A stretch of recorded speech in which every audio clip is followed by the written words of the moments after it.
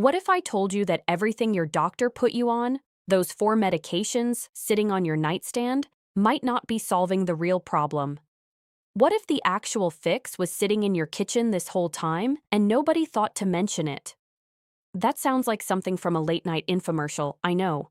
But stay with me for just a few minutes because what we're about to get into is backed by real science, and it changed the lives of people who had been told they had no other options. The biggest mistake most people with high blood pressure are making right now has nothing to do with their medication schedule. It has nothing to do with how much they exercise or whether they cut out salt. The mistake is deeper than that, and it's one that the standard approach to blood pressure management has been quietly ignoring for decades. Most people go to their doctor, they get a reading that's too high, they walk out with a prescription, and that's the entire conversation. Take this pill. Come back in 3 months. And millions of people do exactly that, every single day, and their numbers stay stubborn, their side effects pile up, and nobody ever asks a more important question: why is the pressure elevated in the first place? Here's the thing about how we've been trained to think about blood pressure. We've been told it's largely genetic. We've been told it's about sodium. We've been told that once you need medication, you're probably on it for life. That's the standard script, and it gets repeated so often that most people never stop to question it. Doctors aren't always wrong, and medication absolutely has its place. But what's been left out of that conversation? What has been sitting on the edges of the research for years, without making its way into everyday clinical advice, is that the body has a remarkably powerful ability to regulate its own pressure when it's given the right inputs. Not supplements, not expensive treatments, food. Specific, real, whole food that works on the biological systems that actually drive blood pressure up or down. This isn't some new discovery that came out last month. Research connecting specific dietary compounds to blood pressure regulation has been building for 30, 40 years. Peer-reviewed studies, randomized controlled trials, published in major journals. And yet the conversation in most doctors' offices hasn't shifted. You sit down, the cuff goes on, the numbers are high, and the prescription pad comes out. Why has it taken this long for this information to reach the people who need it most? Why is it still not the first conversation? That's a question worth sitting with, because the answer says something uncomfortable about the gap between what the science shows and what actually gets communicated to patients. This matters more than most people realize, and it matters for reasons that go well beyond a number on a blood pressure monitor. Chronically elevated blood pressure is one of the leading contributors to stroke. It damages the walls of your arteries over time in ways that are largely invisible until something catastrophic happens. It puts strain on the heart that builds quietly, year after year.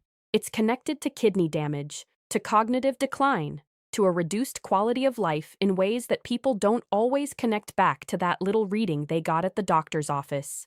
And here's what makes it even more serious. It affects people at every stage of life. It's not just a condition for people in their 60s and 70s anymore. Younger adults are showing elevated readings at rates that were almost unheard of a generation ago. The stakes here are not abstract.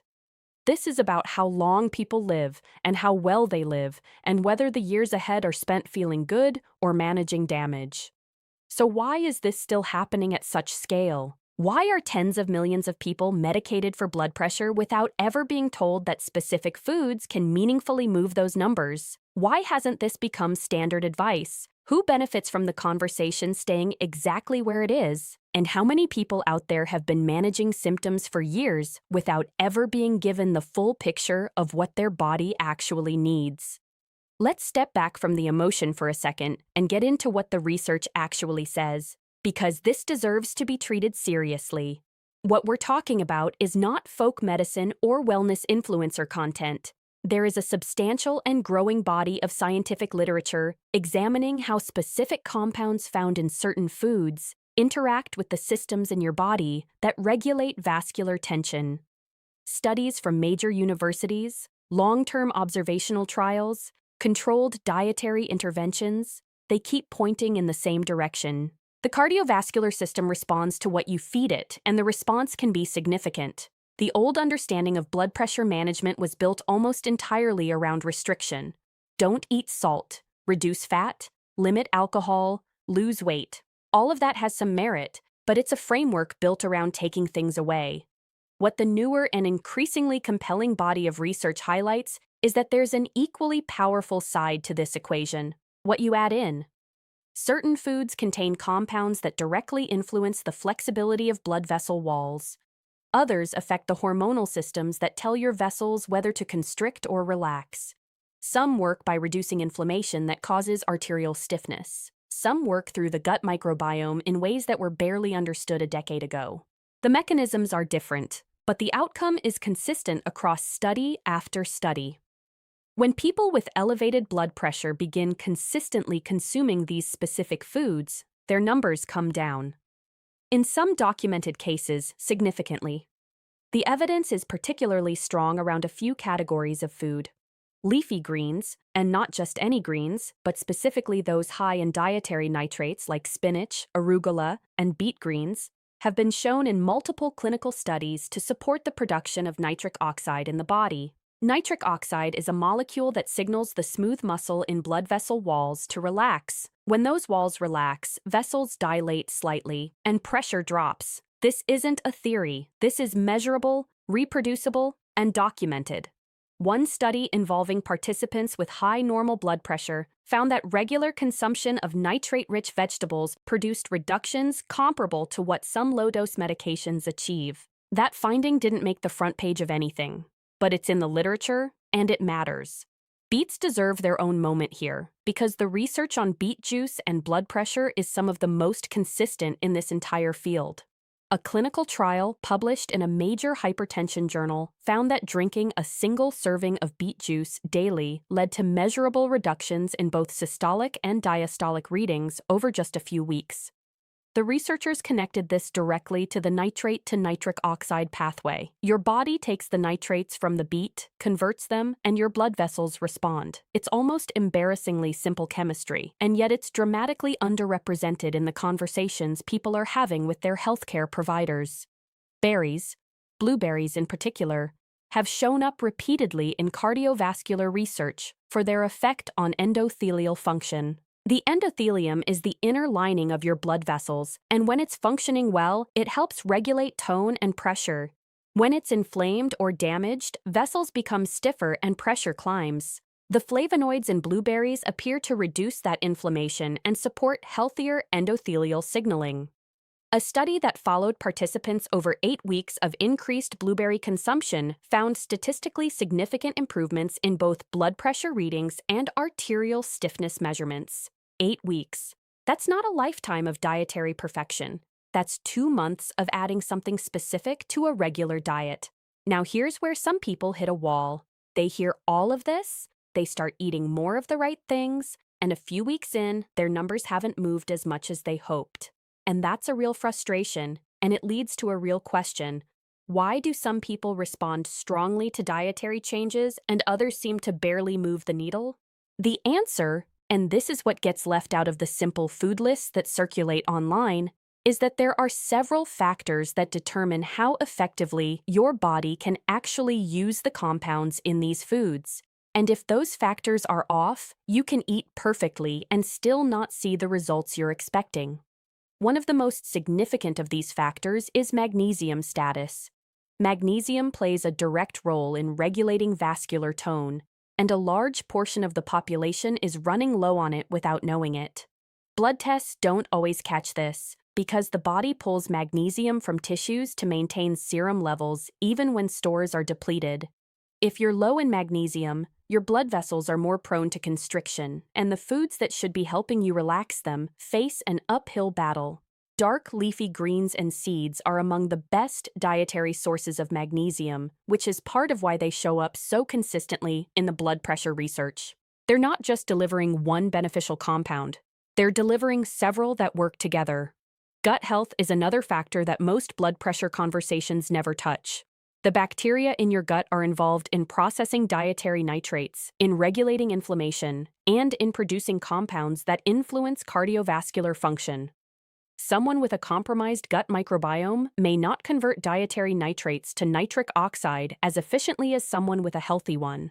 Fermented foods, fiber diversity, and reduced intake of highly processed foods all support the microbial environment your gut needs to do this work properly. The connection between the gut and the heart is not a fringe idea.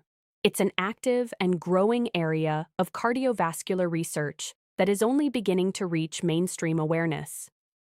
Sleep also matters here, more than most people account for. During deep sleep, your body goes through a natural period of blood pressure dipping. If sleep is poor, either in quality or duration, that dip doesn't happen properly, and your baseline pressure trends higher over time. The foods you eat can support sleep quality through their effect on neurotransmitter production, and that becomes part of the same interconnected picture. If you're thinking about incorporating more of these foods into your life, the most useful thing to keep in mind is that consistency over time matters far more than intensity in any single week. This isn't a 10-day cleanse. The research that shows meaningful blood pressure reductions is almost always looking at sustained dietary patterns over weeks and months. Small, consistent additions tend to outperform dramatic short-term efforts. It also matters how these foods are prepared, cooking methods, combinations, timing, and what else is happening in the overall dietary pattern. Someone eating nitrate-rich vegetables alongside a diet high in processed food and sodium is not going to get the same results as someone who's making broader, more consistent shifts. One important note before we close this out: please be thoughtful about where you get your health information. There is a lot of content online that uses the language of natural health to sell things that are not what they claim to be. There are fake accounts, misleading products, and oversimplified advice that can lead people to make decisions that aren't right for their specific situation. If you're currently on blood pressure medication, do not make changes to that without speaking to your doctor. Dietary shifts can genuinely affect your readings, and that's actually a good reason to have the conversation with your healthcare provider, not a reason to quietly stop medication and hope for the best. The goal is always to be informed, to ask better questions, and to work with the information available to you. Thank you for spending this time here. This is a topic that deserves more honest, thorough conversation than it usually gets, and there's a lot more to explore. The research continues to evolve, and the connections between what we eat and how our cardiovascular system functions run deeper than most of us were ever taught. Keep asking questions, keep paying attention to your body, and keep looking beyond the first answer you're given. The full picture is almost always more interesting,